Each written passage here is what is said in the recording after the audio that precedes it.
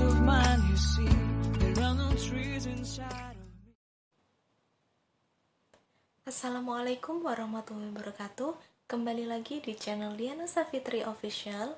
Kali ini akan membahas tentang perbedaan kolase dan mood board. Bagi kalian yang sedang mendalami tentang desain busana atau yang sedang belajar tata busana, kalian pasti sudah sering mendengar apa itu kolase dan apa itu mood board. Yuk kita bahas. Kolase ini berasal dari dalam bahasa Perancis coller yang berarti merekatkan dengan lem. Kolase adalah sebuah karya seni dua dimensi yang bisa dibuat dari berbagai macam bahan seperti kertas HVS, kertas koran, foto, pita, atau benda lainnya yang ditempelkan pada suatu latar belakang atau background, misalnya background kertas polos atau kertas berwarna. Itu juga bisa. Di samping kiri itu sudah terdapat gambar kolase yang berasal dari bahan kayu manis. Alat dan bahan untuk membuat kolase ini yang pertama adalah menyiapkan media sebagai latar belakang. Apakah mau koran, apakah mau karton, atau kertas HVS, atau kain, dan lain-lain. Itu ada banyak macamnya. Kemudian yang kedua, menyiapkan segala jenis benda seperti kertas, benang, kain, perangko, potongan majalah, plastik, tali rafia, dan lain sebagainya. Apapun itu bendanya, itu bisa dijadikan sebagai mood board. Yang ketiga, ini adalah gunting. Gunting ini berfungsi untuk merapikan atau memotong bahan-bahan yang akan digunakan sebagai kolase. Kemudian yang keempat ini adalah lem. Jadi karena kolase ini adalah merekatkan, jadi kita membutuhkan lem untuk merekatkan benda-benda atau barang-barang yang akan digunakan sebagai bahan kolase tersebut. Cara membuat kolase yang pertama adalah menyiapkan alat dan bahan seperti yang tadi yang sudah saya jelaskan. Kemudian yang kedua adalah memilih tema.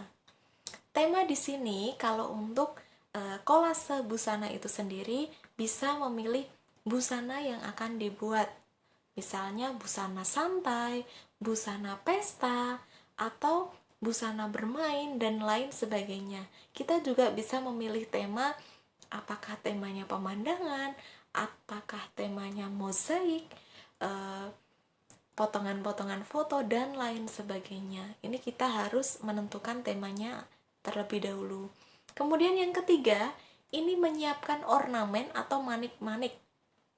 Ini fungsinya untuk mempercantik desain kolase yang akan kita buat. Kemudian yang keempat, membuat desain. Jadi sebelum kita membuat kolase, kita harus membuat desain proporsi tubuh terlebih dahulu.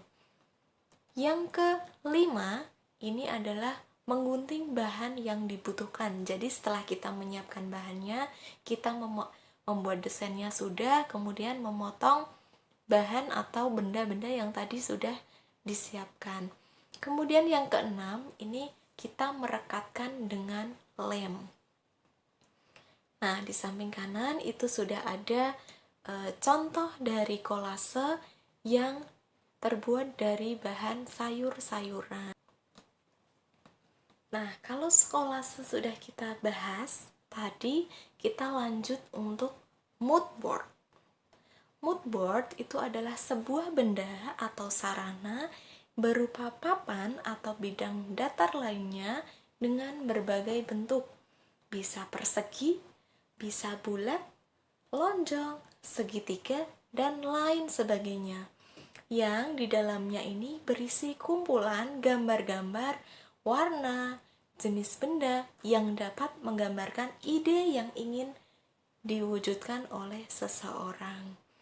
Nah, fungsi mood board itu yang pertama, memberikan gambaran mengenai tujuan, manfaat yang akan diperoleh dari karya yang dibuat. Kemudian yang kedua, merumuskan berbagai macam ide yang semula bersifat abstrak menjadi sebuah desain karya yang konkret. Kemudian yang ketiga, ini sebagai media pembelajaran. Yang keempat, sebagai media perencanaan pada kegiatan industri, khususnya industri busana dan kriya tekstil seperti butik, industri garment, industri kriya tekstil, dan lain sebagainya. Nah, selanjutnya adalah manfaat moodboard itu sendiri. Manfaat moodboard yang pertama adalah membantu mengarahkan proses desain dari awal hingga terciptanya sebuah karya. Nah, ini biasa digunakan seorang desainer mulai dari menentukan tema, mengumpulkan bahan-bahannya, membuat sebuah karya hingga karya itu menjadi nyata.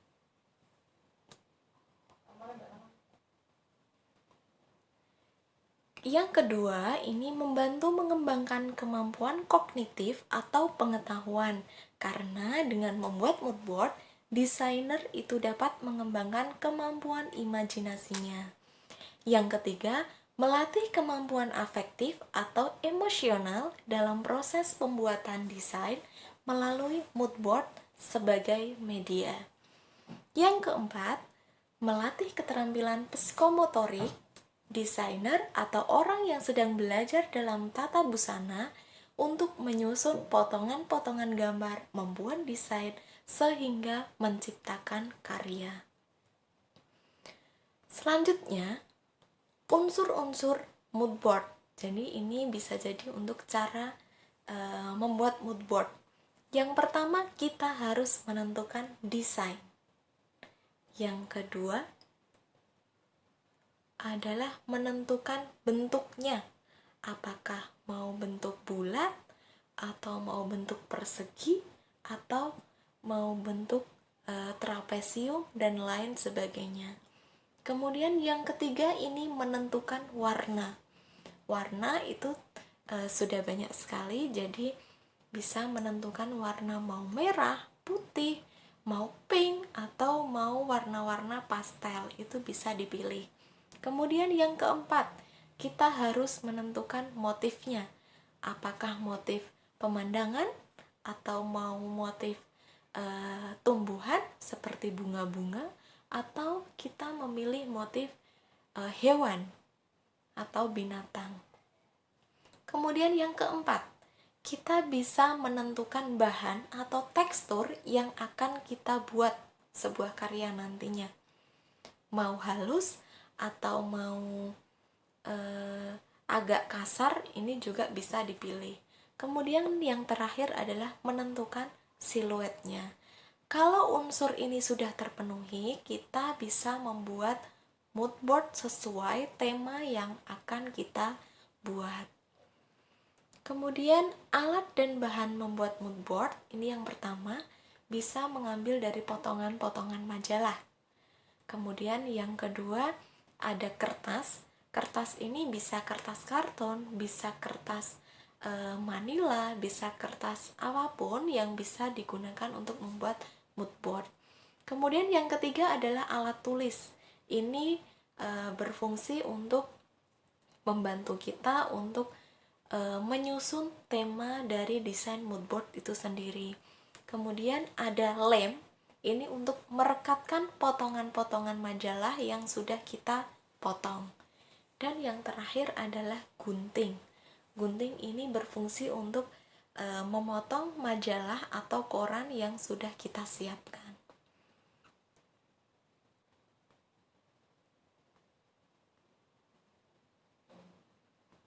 Cara membuat moodboard, ini yang pertama adalah menentukan tema atau judul. Kalau kita sudah tahu temanya, otomatis lebih cepat membuat moodboardnya.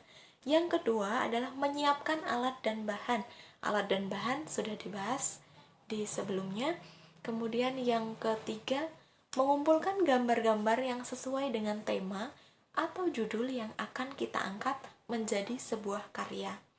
Yang keempat, menggunting gambar-gambar. Dan yang kelima adalah menyusun dan menempelkan potongan gambar-gambar. Untuk tutorialnya silahkan lihat video saya di video sebelumnya. Nah, ini adalah gambar contoh-contoh dari mood board. Nah, gimana? Sudah saya jelaskan ya untuk perbedaan kolase dan mood board. Intinya, kalau kolase itu belum tentu mood board.